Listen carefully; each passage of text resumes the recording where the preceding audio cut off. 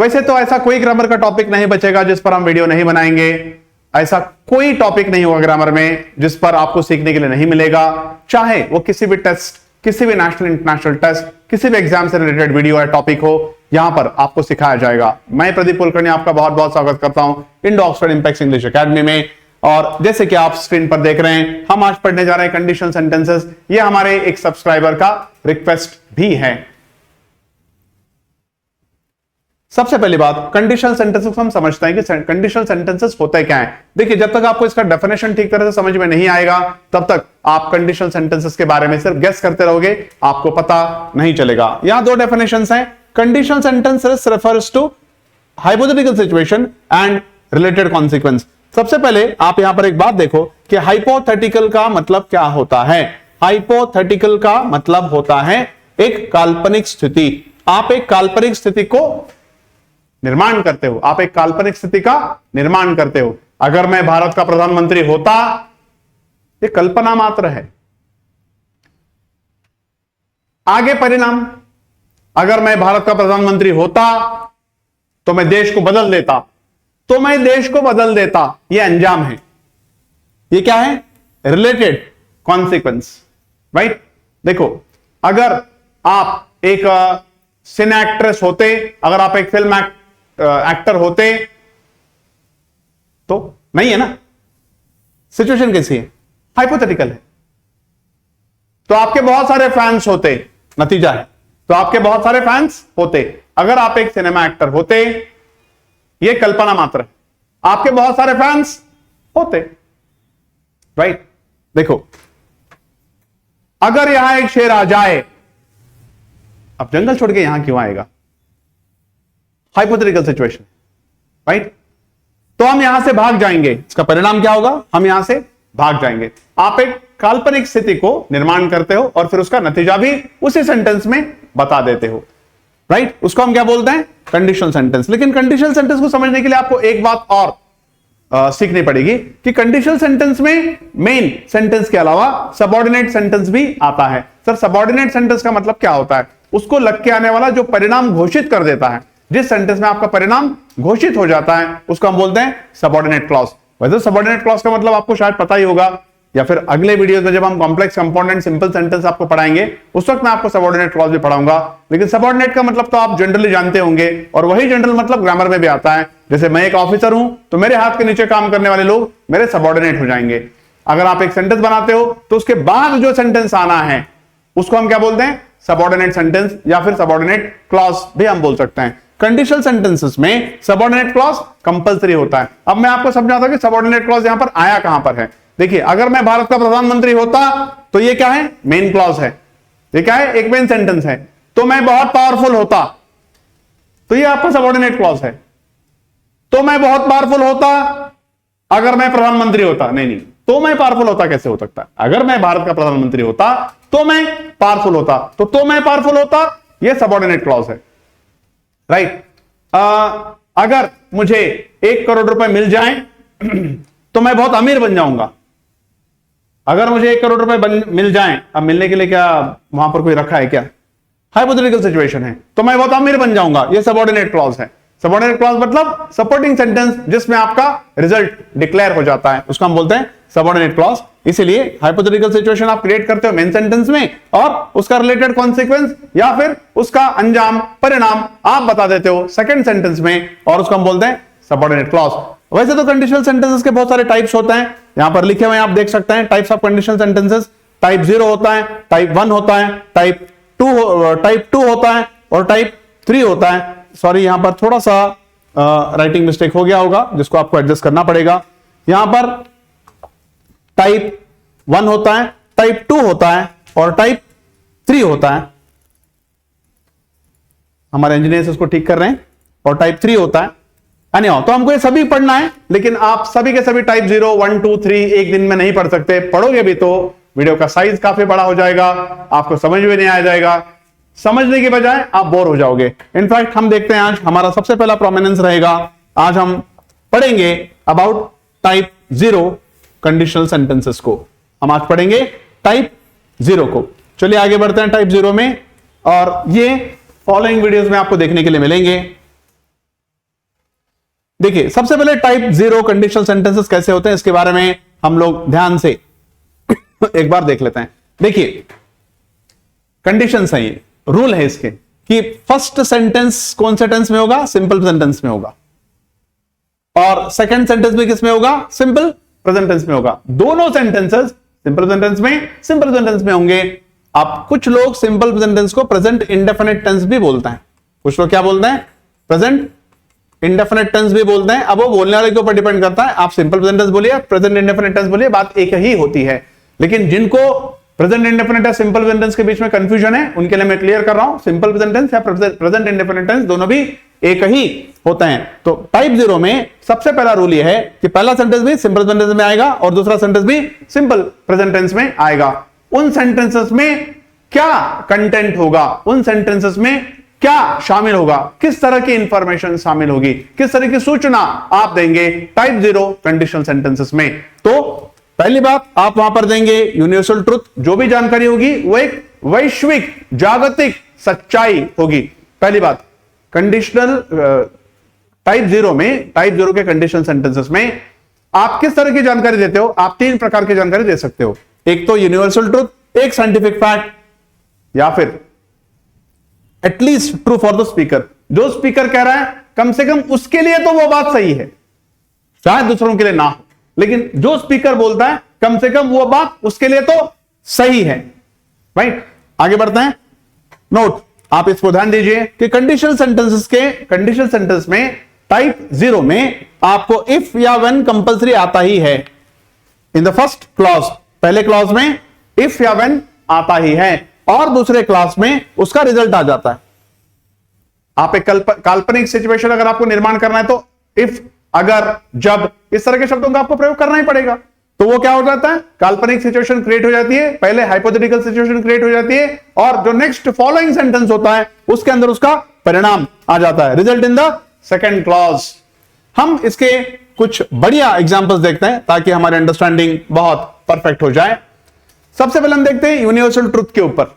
Right, हम सबसे पहले देखते हैं यूनिवर्सल ट्रुथ के ऊपर examples.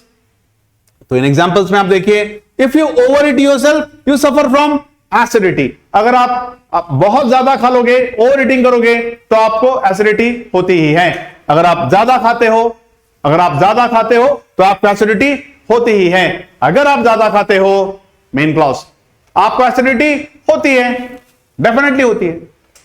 If you over eat yourself you suffer from acidity. ये दुनिया के लिए, दुनिया के हर व्यक्ति के लिए सच है। When it rains underground water storage improves.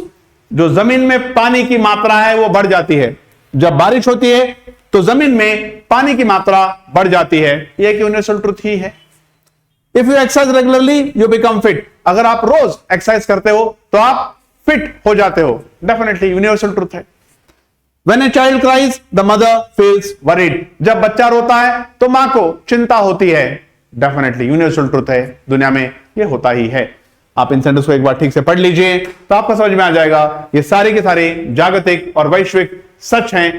Right, और ये जो हैं आपके ये मेन क्लॉजेस हैं, ये पूरे क्या हैं, if you over eat yourself, अगर आप ज्यादा खाते हो तो आगे क्या, हाइपोथेटिकल सिचुएशन है, आपने खाया नहीं है, मैं सिर्फ बता रहा हूं। अगर आप ज्यादा खाते हो, एक काल्पनिक स्थिति का निर्माण कर रहा हूं मैं यहां पे, तो आपको एसिडिटी हो जाती है या फिर आप एसिडिटी से गुजरते हो।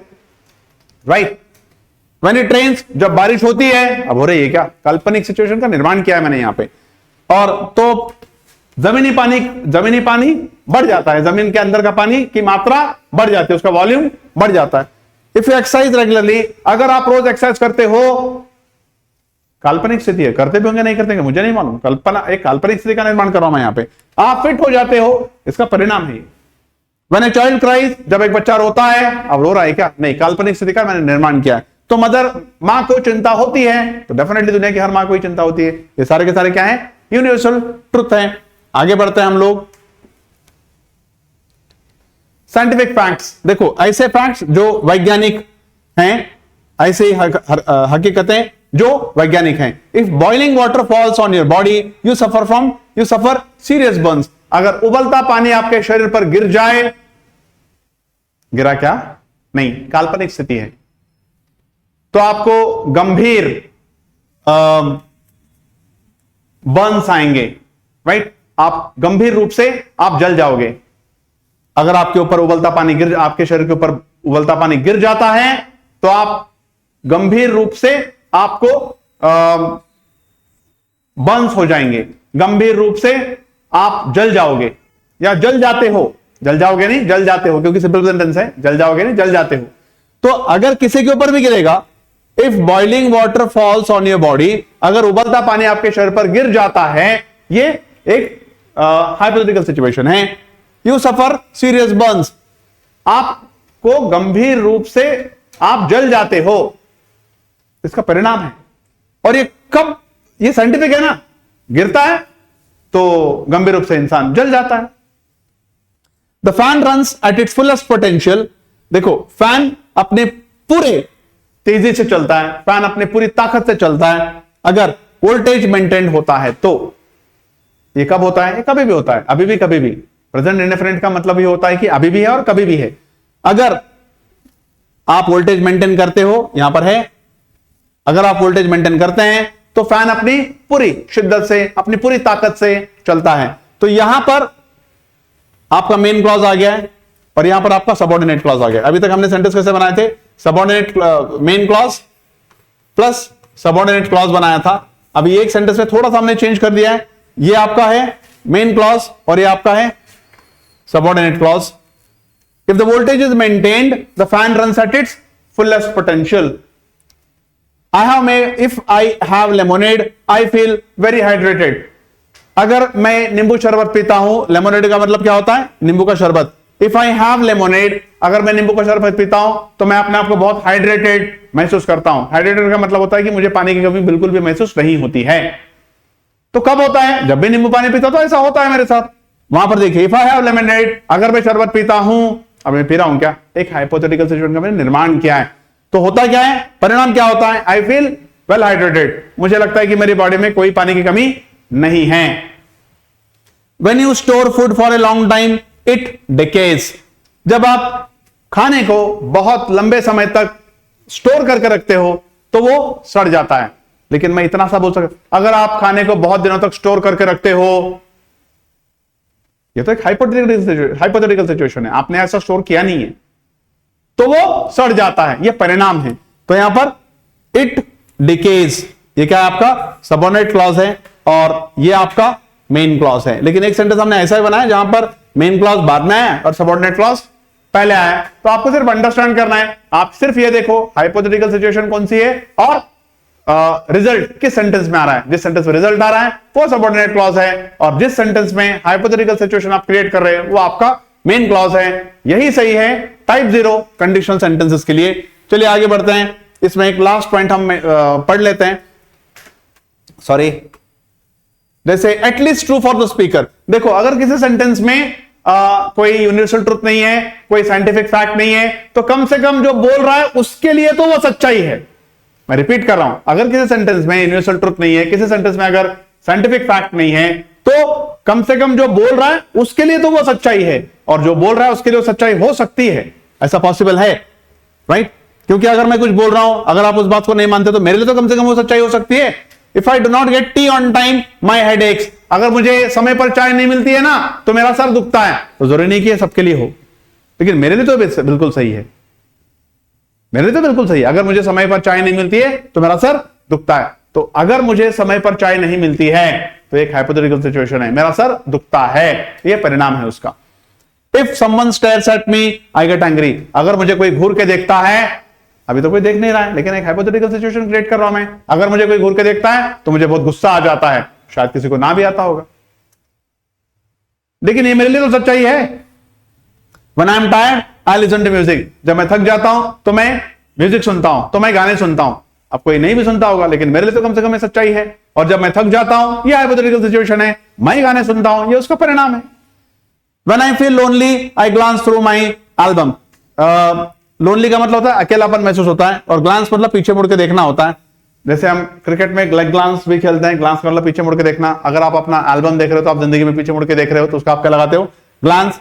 When I feel lonely I glance through my album. जब मैं अकेला महसूस करता हूं तो मैं एल्बम देखता हूं। जब मैं अकेला महसूस करता हूं, अभी नहीं कर रहा हूं, एक हाइपोथेटिकल सिचुएशन क्रिएट कर रहा हूं, तो मैं एल्बम देखता हूं, तो शायद दुनिया में हर कोई एल्बम देखे, जरूरी है क्या? तो यहां पर ये मेरे लिए सच है, जो बोल रहा है उसके लिए सच है। वो यूनिवर्सिटी सच शायद ना हो, वो साइंटिफिक फैक्ट शायद ना हो, लेकिन जो बोल रहा है कम से कम वो उसके लिए तो सच है। Right? I hope you understood, और आपको बिल्कुल ठीक से समझ में आ गया होगा कि एक्चुअली कंडीशनल सेंटेंसेस में टाइप 0 क्या होता है। आज पूरा वीडियो उसी पर है। इस वीडियो को पूरी तरह से देखें, क्योंकि ये वीडियो काफी मेहनत के बाद बनाया जाता है, आपको ठीक से समझ में आए, इसलिए हर बात का ध्यान रखा जाता है कि अच्छे एग्जाम्पल्स बने, आप इन चीजों को समझो। इसलिए वीडियो को पूरा देखते जाइए, और अगर किसी ने चैनल को सब्सक्राइब नहीं किया है तो आप उनको सब्सक्राइब करवाइए, हमारे चैनल को फॉरवर्ड कीजिए, लाइक कीजिए, शेयर कीजिए, और ऐसे ही बेहतरीन कंटेंट के लिए बने रहिए हमारे साथ। I Pradeep Kulkarni take sign off you. Thank you very much.